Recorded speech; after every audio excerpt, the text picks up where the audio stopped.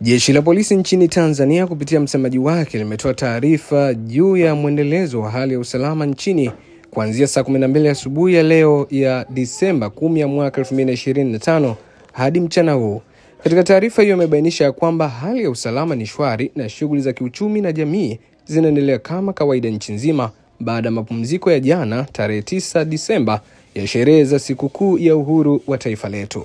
Jeshi la polisi kwa ushirikiano na vyombo vingine vya ulinzi na usalama vitaendelea kushirikiana na nyinyi wananchi kuhakikisha amani na usalama inaendelea kuimarika hapa nchini, ili hata wale wachache wenye hofu waweze kutoka waendelee na shughuli zao za kila siku za kujitafutia riziki na kupata huduma za kijamii wanazohitaji. Mimi natumikana bana, hizi ni ripoti zaidi. Tungependa tena kuendelea kutoa taarifa ya mwenendo wa hali ya usalama hapa nchini kuanzia saa 12 asubuhi ya tarehe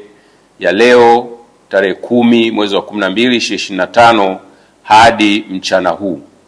Hali ya usalama ni shwari na shughuli za kiuchumi na kijamii zinaendelea kama kawaida nchi nzima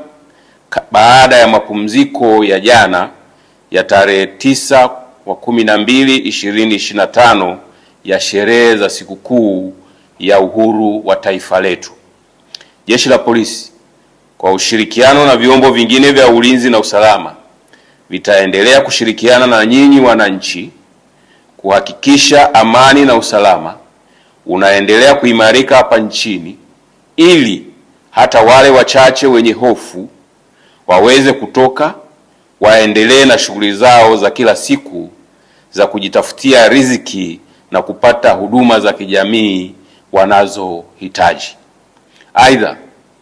tunawashukuru na kuwapongeza wananchi wote kwa nafasi zao, kwa namna wanavyoendelea kuwakataa na kuwapuuza wale wanaohamasisha na kuchochea vurugu na ukiukwaji wa sheria za nchi kupitia mitandao ya kijamii na njia nyingine. Aidha, tunatoa rai kwa kila mmoja wetu tuendelee kuungana kwa pamoja kulinda na kuimarisha amani na usalama wa taifa letu, ili liendelee kuwa sehemu salama ya kuishi kwa vizazi vya sasa na vitakavyokuja.